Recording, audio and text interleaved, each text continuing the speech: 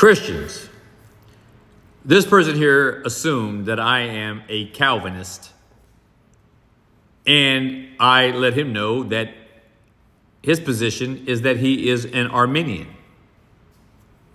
If you are a Protestant, if you're a Christian and you are a Protestant, your theological foundation is either Arminian or Calvinist. There's no way around it. Of course, there's always some individual that are going to think they're so exceptional and unique. You're not. If you know anything about theology, if you know anything about the true Christian faith, you would know that from a theological, doctrinal standpoint, and you are a Protestant, you are either Calvinist or Arminian. I did a post sort of explaining this today, and I did part 1 of that subject. So when I called this person an Arminian, he says, no, not an Arminian. But then he says, where do you get any guarantees? Which I'm not really sure what that means. So many people on these platforms don't speak in complete sentences or complete thoughts. So I'm going to try to fill in the blanks somewhat, a little bit. And maybe I'm not addressing exactly what he's saying, but I'm going to say what I want to say. He says, where do you get any guarantees? I get nothing but guarantees in the Bible for salvation, for those who put their faith in Jesus Christ. What you call guarantees, the Bible calls promises. Christ makes promises.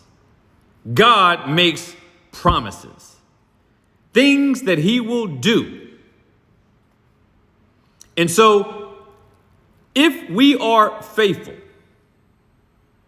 and show ourselves to be faithful to our triune, sovereign, and holy God, we can be guaranteed that his promises, which are guarantees, are applied to us.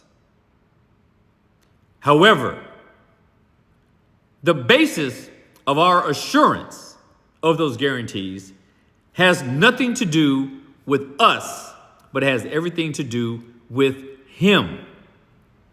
That is Calvinistic.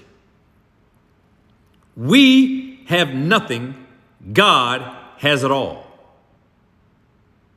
However, the Arminian says that God has it all, but God can't use it unless they act first. In other words, when it comes to their salvation, they are the first cause of that which produces salvation in them and that which assures them some modicum of assurance in salvation. But even for the true Arminian, they would have to admit that a person who claims to be or is a Christian, if they do not abide in Christ and stay in Christ and follow and do everything, they can lose their salvation. That is Arminian. So, if you are Calvinist or whether you are an Arminian, there are 5 major theological principles that govern your theological perspective on either side, because one side proposed 5 central doctrines, the other side, in response to those first 5, responded with their own 5. So, the fact of the matter is, you are one or the other, and there's no blending them, because if it's like dominoes, if you pull out one, then they all fall on either side. So, my friend here, if Jesus Christ died for everyone,